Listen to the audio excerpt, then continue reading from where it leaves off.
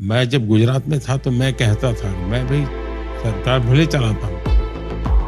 ভারতের প্রধানমন্ত্রী নরেন্দ্র মোদী চা বিক্রেতা থেকে 140 কোটি মানুষের প্রধানমন্ত্রিত্ব করছেন নরেন্দ্র মোদী। দেশ চালাতে গিয়ে অকপটে স্বীকার করে নিয়েছেন নিজের ভুলের কথা। ভারতের একটি প্রতিষ্ঠান তাকে নিয়ে একটি পডকাস্ট তৈরি করেছে। সেই পডকাস্টে মোদী নিজের বিভিন্ন দিক তুলে ধরেন, খোলামেলা আলোচনা করেন নিজের ভুলগুলো নিয়েও। देखिए, आप जो कह रहे हैं वो कैंडिडेट बनने के क्वालिफिकेशन बोल रहे हैं, हाँ करेक्ट। पॉलिटिशियन बनने के नहीं कह रहे। আলোচনার এক পর্যায়ে মোদী বলেন, ভুল হবে কারণ আমি মানুষ, কোনো দেবতা নই। ভারতীয় সংবাদ মাধ্যম এনডিটিভি বলছে, পডকাস্টের ভিডিও প্রকাশের আগে 2 মিনিটের একটি ট্রেলার প্রকাশ পায়, যেখানে উপস্থাপক নিখিল অনেক প্রশ্ন জিজ্ঞাসা করছেন, যার উত্তর দিচ্ছেন প্রধানমন্ত্রী মোদী।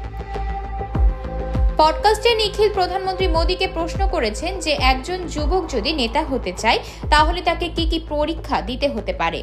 এই প্রশ্নের জবাবে মোদী বলেন, ভালো মানুষের রাজনীতিতে আসা উচিত, এমন মানুষ যারা উচ্চ আকাঙ্ক্ষা নিয়ে নয়, দেশ গঠনের মিশন নিয়ে আসে।